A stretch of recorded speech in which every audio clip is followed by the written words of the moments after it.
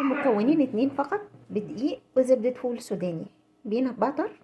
بنعمل كوكيز سريع وسهل في 10 دقايق بالظبط حرفيا، ما بياخدش اي مجهود ولا اي وقت، وفي نفس الوقت صحي اكتر من الكوكيز اللي بتتباع او اي حاجة تانية، لانه مش حتى ما اضفنالوش اي سكر ولا اي اضافات اخرى غير زبدة الفول السوداني. وممكن تعملوه بالالموند، بدقيق اللوز او بدقيق الشوفان.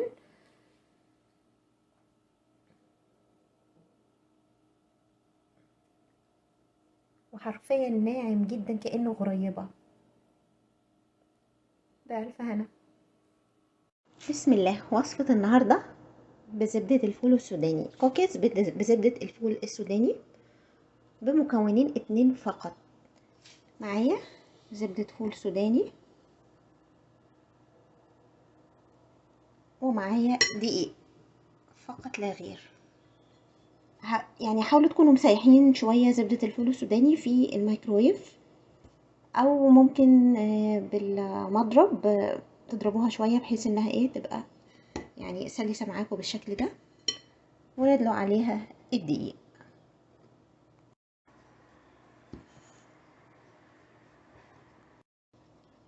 هي ملهاش مقادير معينة، اي كمية عندكم من زبدة الفول السوداني عايزين مثلا تتخلصوا منها، مش ما حدش كلها او كده، فممكن تحطوها كلها. والدقيق بتحطوه على حسب ما ما يمتزج معانا الخليط. وممكن تحطوا عليها ميبل سيرب، او ممكن تحطوا عليها عسل نحل عشان يمتزج اكتر. ولكن انا مش بفضل ان انا احط عسل او اي حاجه، لاني انا مش عايزاها مسكره بصراحه. يعني بحاول اقلل قدر السكريات. ممكن تمزجوها بقليل من الميه لو العجينه ما لمتش معاكم كويس. انا هنا ما حطيتلهاش اي اضافات تانية، هو الدقيق وزبدة الفول السوداني فقط لا غير. والعجينة اهي بالشكل ده. هي لان هو الكوكيز بيبقى مفرول شوية يعني. ممكن برضو نزودها زبدة فول سوداني تاني عشان انا لسه عندي. الحقيقة هي فكرتها زي فكرة الغريبة بالظبط، يعني مش محتاجة اي افتكاسات، ولا نزود بيض ولا خميرة ولا بيكنج باودر ولا اي حاجة. اهي بعد ما بقت معايا بالشكل ده.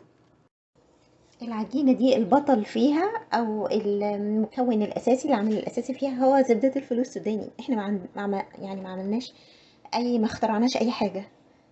بدل ما بنحط السكر والزبدة في الغريبة، حطينا هي اوريدي زبدة الفول السوداني مسكرة يعني. هي زبدة وفيها سكرها، وبس كل ما هنالك ان احنا اضفنا الدقيق لا اكثر ولا اقل. ونكورها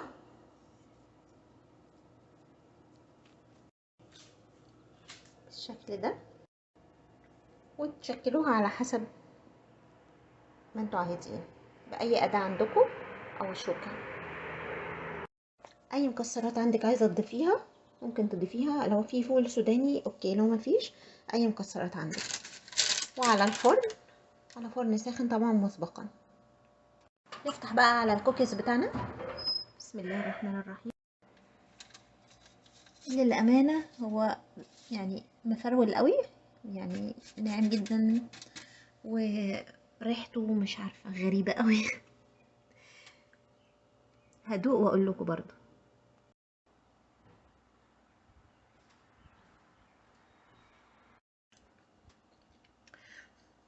الأمانة هو طعمه لسه غريب، يمكن عشان لسه سخن، عاوز يبرد شوية. عامة ده للناس اللي بتحب طعم زبدة الفول السوداني، وكمان الناس اللي بتحب تستسهل وعايزة حاجة سريعة تعملها في 10 دقايق، وبرضو يبقى كوكيز يعني مش مضر قوي.